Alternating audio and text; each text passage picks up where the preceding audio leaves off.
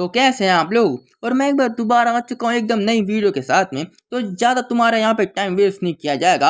और जहाँ तक की बात है, हम यहाँ पे रिग्रेसर में एक्सप्लेन करने वाला नहीं हूँ, क्योंकि उस पर ना व्यू आते हैं ना तुम लोगों ने मेंबरशिप ले रखा है। तो मैंने सोचा उसको यहाँ पे बंद ही कर दिया जाए।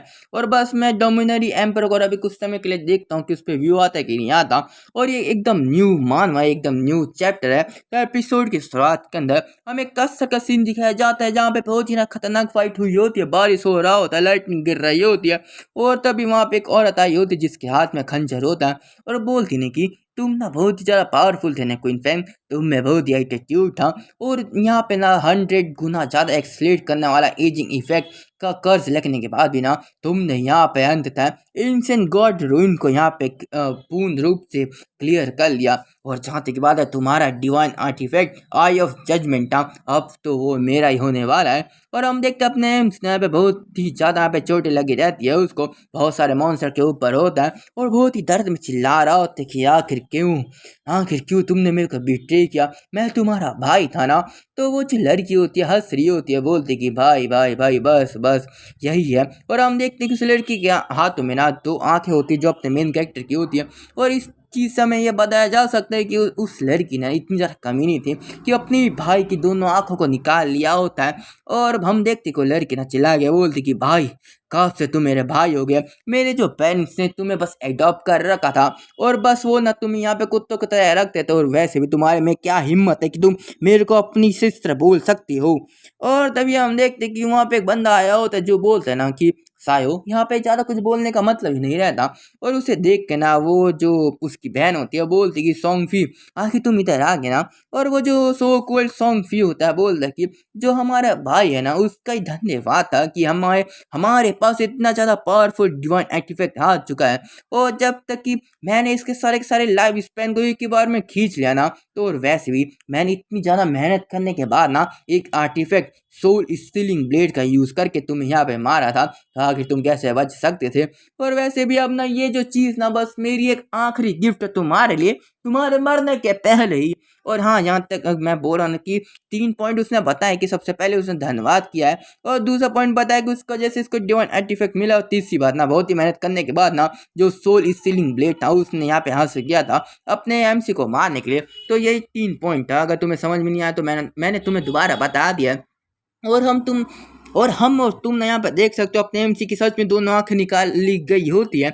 और अपना जो मेन कैरेक्टर क्वीन फैन होता है वो बोलता है कि क्वीन सायो, मैंने तुम्हें ना अपने पेरेंट्स के मरने के बाद ना सपोर्ट किया, तुम्हें पाला, हर एक चीज़ तुम्हें दी। तो आखिरकार गेम खत्म होने के बाद भी, गेम आने के बाद भी ना मैंने तुम्हें ना रिस्क दे के, अपनी लाइफ को रिस्क में डाल के तुम्हें कितने बार बचाया था। और मैंने सच में तुम्हें मिसजज कर दिया था मेरी प्यारी बहना।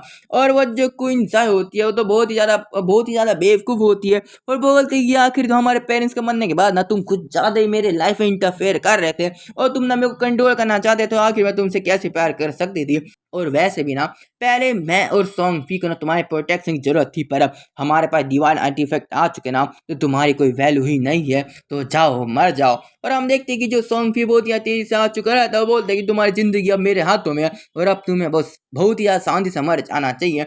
और हम देखते हैं कि अपने एमसी इतने ज़्यादा तकलीफ में होने के बाद भी ना हार नहीं मानना चाहता और बोलते कि अगर मेरे को मरना भी हुआ ना तो मैं तुम्हें अपने साथ लेके मारूंगा। और बहुत ही तेज चिल्ला रहा होता है, पर हम देखते हैं क्या कि एक ही स्लैश के साथ ना सोंगफी ने अपने मेन कैरेक्टर के सर को धड़ से अलग कर दिया होता है। और हमें बताया जाता है कि 2025 में ना द गॉड फॉरसेकन गेम दुनिया में आ चुका था। और जब तक कि कोई बंदा यहाँ पे सो जाता था ना, अचानक से उसको गेम में यहाँ पे फोर्सफुली ले लिया गया था। और इस दुनिया में जो करेंसी थी ना और कुछ नहीं, लाइफ स्पैन को बताया जाता है। और वैसे भी अगर तुम मरते हो तुम्हारी आधी जिंदगी यहाँ पे खत्म हो जाती है, उसको दोबारा भरने के लिए तुम्हें मॉन्स्टर को मारना पड़ता है। और वैसे भी ना जो प्लेयर का जो लाइफ स्पैन है ना वो गेम में ना कई सारे एबिलिटी को हकीकत में लाने में मदद कर सकता है। जैसे कि अगर तुम स्वॉर्ड मैन हो ना तो तुम जो धरती और आसमान को 2 टुकड़ों में कर सकते हो अगर तुम्हारे पास पावरफुल एबिलिटी हुई। अगर तुम मेज हो तुम पूरे के पूरे लेक को सुखा सकते हो। और अगर तुम यहाँ पे टैंक हुए ना तुम बस अपने नंगे हाथों से पहाड़ के टुकड़े कर सकते हो, इतनी ज़्यादा पावरफुल एबिलिटी तुम लेके आ सकते हो। और जब ये जो ताकत थी ना दुनिया में आए ना और जब ये ताकत ना दुनिया में आए ना पूरी दुनिया में चाउस फैल चुका था। और हमें बताया जाता अपने मेन कैरेक्टर ने यहाँ पे एक वॉरियर क्लास को ले रखा था, और जिस वजह से ना उसने बहुत ही ज़्यादा यहाँ पे स्ट्रगल किया था अपनी बहन को बचाने के साथ में, अपने आप को लेवल अप करने में। उसने बहुत सारे हार्डशिप को यहाँ पे ना फेस किया था, और बहुत ही मुश्किल से 100 ग्लोबल पावर हाउसेस में आया था। और बाद में इतने ज़्यादा डेंजर को ओवरकम करने के बाद, इतने ज़्यादा मौत की सिचुएशन को ख़त्म करने के बाद ना, जब उसने आखिरकार एंशिएंट गॉड रूइन को यहाँ पे क्लियर किया था ना, उसको कॉन्क्योर किया था, और जब divine artefact eye of judgement को लिया था, तो उसको क्या पता था कि कोई जो उसका आखिरी फैमिली मेम्बर था उसे यहाँ पे ना पीछे से मार देगा। और हम देखते उसकी जो बहन ना बहुत ही तेज है, उसके जो छाती में ना खंजर मार दी होती है, और ये वही सोल ईटिंग वेपन होता है। और बताया जाता है कि उसने कभी नहीं सोचा था उसकी आखिरी फैमिली मेम्बर ना उससे इतनी ज़्यादा नफरत करती होगी कि उसको मारने की कोशिश कर दिया। और अब जब मेरी यहाँ पे मौत हो रही है ना, मैं सोच रहा हूँ कि मेरी जितना भी एफर्ट था वो बिल्कुल यहाँ पे बहुत ही ज़्यादा यहाँ पे वर्थलेस था। और अब अगर भगवान के भरोसे अगर मेरे को यहाँ पे दूसरी ज़िंदगी मिली ना, तो मैं ना अपनी ताकत को, अपनी अपॉर्चुनिटी को बस अपने लिए यहाँ पे बनाना चाहता हूँ। और मैं रिफ्यूज़ करता हूँ इसको एक्सेप्ट करने के लिए कि मैं ऐसे मरने वाला हूँ। मैं बस जीना चाहता हूँ, मैं अपने लिए फाइट करना चाहता हूँ। और हम देखते कि जैसे कि एक भगवान ने इसकी आवाज़ सुन ली होगी, उसको दोबारा से यहाँ पे रिग्रेस या बोलो जिंदा कर दिया होता है। और हमें बताया जाता है कि अपने एम से अपने बिस्तर पे होता है, अपनी आंखों को खोलता है और बहुत ही ज़्यादा कंफ्यूज हुआ होता है, और सोचता है कि क्या मैं क्या ये असली की ज़िंदगी है, मैं मरा नहीं था क्या? और अभी का टाइम तो 2025 है, और ये क्या हो सकता है? और ये तो बस उस दिन के पहले जब यहाँ पे ना पूरी दुनिया में वो जो गेम था यहाँ पे दुनिया में आ रखा था। और हम देखते कि 9 साल पहले ना अपना मेन कैरेक्टर रिग्रेस हो चुका था, जिस दिन ना the God for second game बस आने ही वाला था। और हमें बताया जाता है कि सुबह का सीन होता है और बहुत ज़्यादा जल्दी यहाँ पे टाइम बीत जाता, तो तुम्हें इस चीज़ को यहाँ पे नोट कर लेना चाहिए। और अपनी जो मेन कैरेक्टर की जो बहन होती है ना क्वीन सायो, वो बहुत ही गुस्से में ना लात मारते गेट के ऊपर अंदर आ जाते, चिल्लाने लगते कि क्वीन फैंग आखिर तुम घर में थे ना, तो तुमने मेरा कॉल का आंसर क्यों नहीं कर रखा? और अपने एम्स ने उसको बिल्कुल भी यहाँ पे ना बिल्कुल किसी भी तरह का अटेंशन देना नहीं चाहता। और सोचते जैसे मैं एक्सपेक्ट कर रखा था, जब ये जो गेम था दुनिया में आया था ना, उसके सुबह सुबह मेरी और जायो के बीच में बहुत ही ज़्यादा बिग फाइट हो रखी थी, बस उस कमीने सॉन्ग फी की वजह से। और हम देखते उसकी बहन हर एक चीज़ को तबाह कर रही होती है, बोलती कि आखिर इसमें गलत क्या था? अगर मैं यहाँ पे ब्रदर सॉन्ग फी को सपोर्ट करना चाहती थी, इसमें बिग डील क्या थी? और तुम समझ नहीं पाते ना ये कितना ज़्यादा जरूरी था उनको सपोर्ट करने का। और हम देखते कि अपना जो मेन कैरेक्टर बताता है एकदम बहुत ही ज़्यादा अच्छे से। इस गेम के आने के पहले ना जो सॉन्ग फी था, एक छोटा सा नल्ला सा यहाँ पे एक आइडियल था, जिसके पीछे पता नहीं क्यों मेरी बहन इतनी ज़्यादा ऑब्सेस हुआ करती थी। और इतनी ज़्यादा ऑब्सेस है तो सुनो क्या बोलती है, और बोलती ये कमी जो औरतें थी ना काश काश में उनको मार देती है। और आखिर उनकी हिम्मत कैसे हुई ना, बस फैन के होने की वजह से वो लोग ना यहाँ पे मेरे ब्रदर के पीछे इतना नाचते रहते हैं, मैं उन सबको यहाँ पे मार दूंगी। और हम देखते इतनी ज़्यादा पागल थी ना, कुछ भी करने को तैयार थी बस इस सॉन्ग फी के लिए। और अपने हम सोचता है कि सॉन्ग फी इतना ज़्यादा अच्छा दिखाता था, इतना ज़्यादा जेंटलमैन दिखाता था ना कि क्या बताया, पर हकीकत के अंदर वो एकदम स्कम बैग था। वो जो सीधी सादी औरतों को जो उसकी फैन थी ना, उसको ट्रिक करता था उनके पैसे और बॉडी के लिए। और जहाँ तक की बात है, मैं बस अपनी बहन को ना उस कमीने से स्कैम होने से बचाना चाहता था, तो मैंने उसको फॉरबिडन कर दिया उसके साथ में घूमने के लिए कैसे न कैसे करके। पर अंत में मेरे ऊपर एक्सक्यूज़ क्या लगाया गया, मेरे पे यहाँ पे इल्ज़ाम क्या लगाया गया कि मैं उसकी ज़िंदगी को कंट्रोल कर रहा हूँ। और तभी हम देखते कि अपनी जो बहन होती है, स्टेप सिस्टर होती है, जो क्वीन साई होती है, जो भी हो सो कॉल्ड, वो बोलती क्या तुम बहरे हो क्या? मैं तुमसे बात कर रही हूँ, आखिर तुम ऐसे एक्टिंग क्यों कर रहे हो कि तुम मेरे को सुन नहीं सकते हो? और आखिर का बस ये तुम्हारे जैसे मेरा जो ब्रदर था ना, उसका जो रैंक ना टॉप से यहाँ पे इस महीने बिल्कुल डाउन हो चुका है। अगर तुमने मेरे को पैसे दे दिए होते ना, तो मैं ये कर चुकी रहती।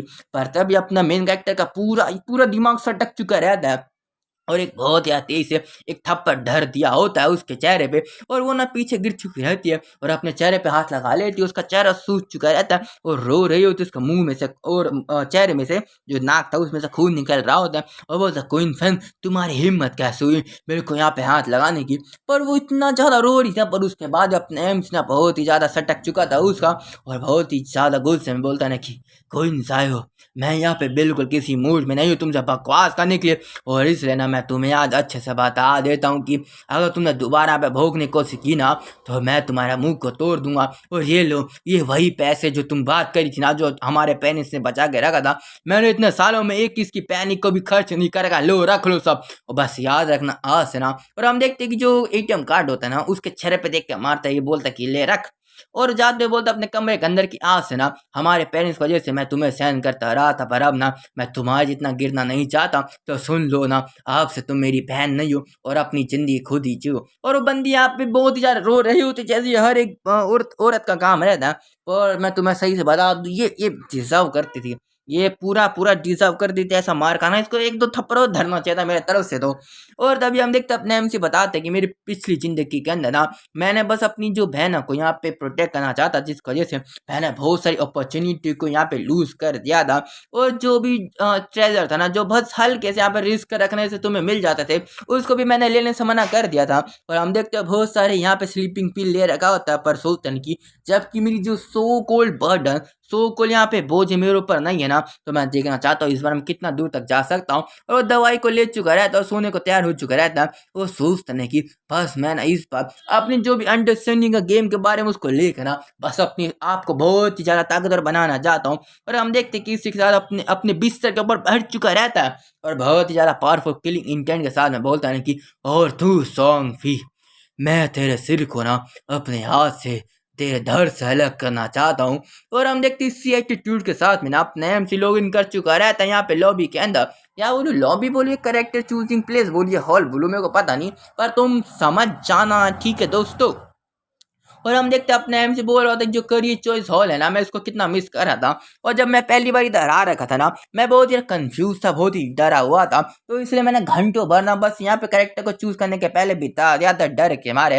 पर अभी ना मैं यहाँ पे अब बर्बाद नहीं करना चाहता किसी के टाइम को। और पिछले बार मैंने यहाँ पे वॉरियर क्लास को चूज किया था क्योंकि मैं अपनी बहन को यहाँ पे प्रोटेक्ट करना चाहता था, जो बहुत ही नल्ली क्लास थी, पर फिर भी मैंने 100 ग्लोबल टॉप में आने का पूरा बंदोबस्त कर लिया था। पर अभी ना जबकि मेरे ऊपर बर्डन नहीं है, तो मैं ना बहुत ज़्यादा पावरफुल क्लास लेना चाहता हूँ। और इस गेम के अंदर तुम्हारे रफ्तार और रिएक्शन स्पीड सबसे ज़्यादा मैटर करता है, क्योंकि यहाँ पे मॉन्स्टर बहुत ज़्यादा पावरफुल और तेज होते हैं। तो मैंने डिसाइड कर लिया अब मैं लूँगा द क्लास ऑफ असैसिन। पर हम देखते जैसे वो क्लास को ले लिया होता ना, तभी वहाँ पे बताया जाता है कि ring ring ring divine artefact the eye of judgement को यहाँ पे बताया जाता है कि वो आपसे बाउंड है।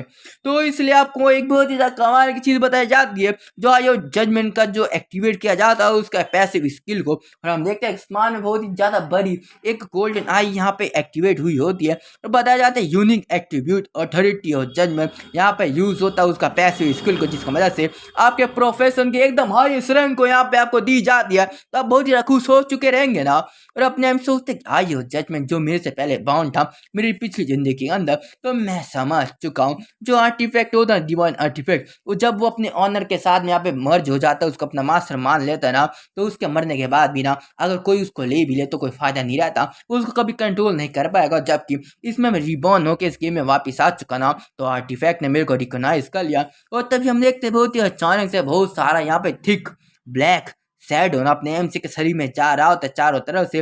और बताया जाता है कॉन्ग्रेचुलेसन, आपने यहाँ पे प्रोफेशन को यहाँ पे एक्योर कर रखा है और यहाँ पे हर एक चीज को यहाँ पे सिंथेसाइज किया जा रहा है, हर एक चीज को यहाँ पे कंप्लीट किया जा रहा है, हर एक चीज को यहाँ पे जोड़ा जा रहा है। और आपको जो क्लास दी गई है ना, वो है high rank class the shadow की, और आप बन चुके द शैडो।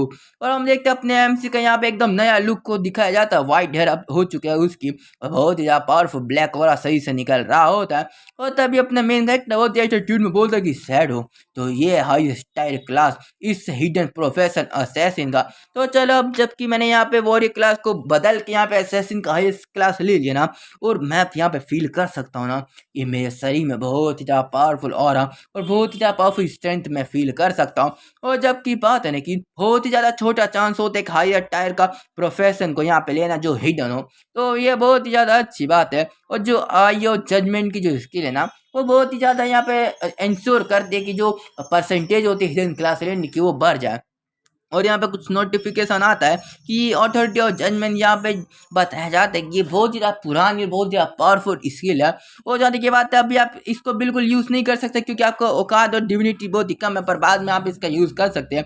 और अपने एम से जाने की तैयारी कर चुका रहता है जो एक टाउन होता है जिसका नाम होता है सेल टाउन, जो नूबरों की यहाँ पे जगह होती है लॉबी की तरह, तुम समझ सकते हो। और अपने एम से बताते कि भले ना मैं यहाँ पे इसकी अथॉरिटी को जो एक्टिव स्किल है उसको यूज़ नहीं कर सकता, पर पैसे मुश्किल की वजह से मेरे को पावरफुल क्लास मिल चुकी है। और मेरे पिछली ज़िंदगी के अंदर मैंने बहुत सारी मुश्किल करने के बाद ना कई सारी चीज़ को यहाँ पे इकट्ठा किया था। और मेरे को पता चला था ना कि जैसे अगर तुम इस रियलम को जो द गॉड फोरसेकन गेम के बाहर जाते हो ना, दूसरे अबेंडेड रियलम को छोड़ के जब तुम रियलम ऑफ ऑर्डर में जाते हो ना, तो तुम्हें डिविनिटी मिलती है जिसकी वजह से तुम यहाँ पे डिवाइन आर्टिफैक्ट का यूज़ कर सकते हो। और जबकि ना इस दुनिया में मेरे पास इतने गोल नहीं है, तो मैं इसी चीज़ को अपना गोल बनाना चाहता हूँ। और मैंने कभी एक्सपेक्ट नहीं कर रखा था कि जो मेरी ज़िंदगी को ना इस बार की शुरुआत में ही यहाँ पे अथॉरिटी के साथ में हो जाएगी और मैं रूल को यहाँ पर कंट्रोल कर पाऊंगा। तो मैं ब्ला ब्ला ब्ला ब्ला ऐसे बकवास किया जा रहा था, तुम समझ जाओगे। अब उसके पास बहुत ज़्यादा पावरफुल यहाँ पे चीट स्किल आ चुका रहता है।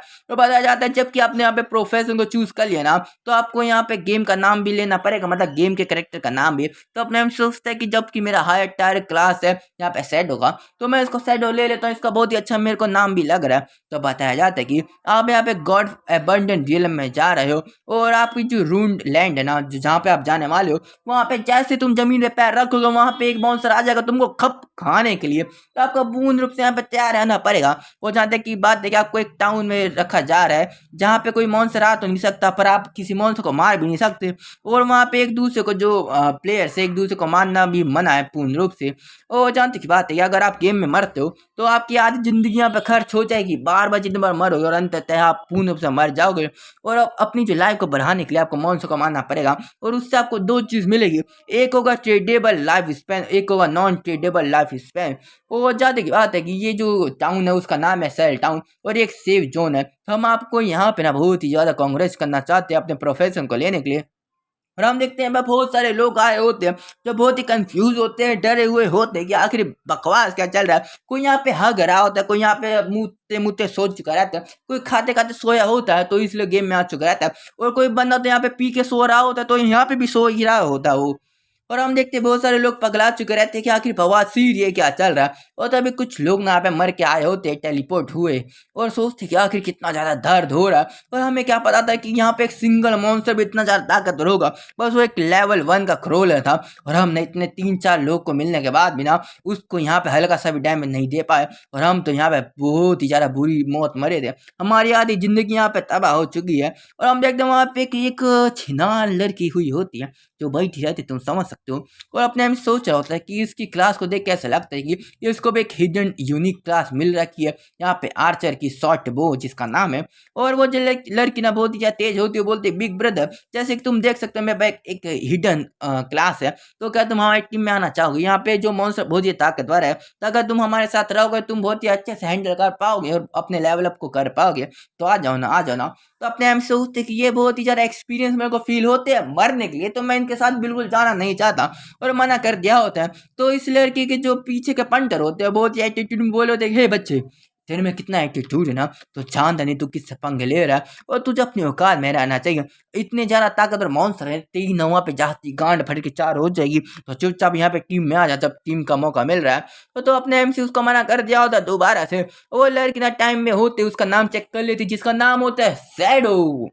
और हम देखते हो बहुत ही ज़्यादा यहाँ पे एटीट्यूड वाला उसको समझ रहे होते अपने मेन कैरेक्टर को, और है वो इतना ज़्यादा बुरी मौत मरने के बाद तुम्हें एटीट्यूड आएगा कि नहीं आएगा इन नल लोगों को देखने के बाद। तो और तभी हम देखते हो जो छिनार होती है और बोलते हैं कि चलो इसका पीछा करते हैं, हम देखें इस बंदे के पास कौन सी स्किल है और हो सकता है कि हमें कुछ मॉन्स्टर के नई इन्फॉर्मेशन के बारे में पता चल जाए। और क्या ये भी हो सकता है कि हम इसे बहुत ही ज़्यादा बुरी मौत मरते हुए देख सकते हैं। और हम देखते हैं इसी चीज़ के साथ में हमारा एपिसोड खत्म हो जाता है। और मेरे को पता नहीं इस वीडियो को मेरे को एक्सपोर्ट करने में कितना टाइम लगने वाला है, क्योंकि पिछली जो वीडियो थी ना तो तुम हराम उन्हें 100 व्यू करने में इतना मेरा दिमाग खराब कर दिया, इतना मेहनत किया था पर तुमने उसके ऊपर व्यू नहीं ला पाए। क्या बताऊँ मैं तुमको, उतना मेरे को मैं तुम्हें सच से बता उसको एक्सपोर्ट करने के मेरे को 12 घंटे के ज़्यादा लगा था, मेरा फ़ोन में एक्सपोर्ट हो ही नहीं रहा था। तब इतने मुश्किल से तुम नल्लों ने सालों ने बिल्कुल भी यहाँ पे कुछ मदद नहीं की, तो क्या कर सकते हैं इसमें। मैं थोड़ा उम्मीद करता हूँ थोड़ा व्यू आ जाएगा।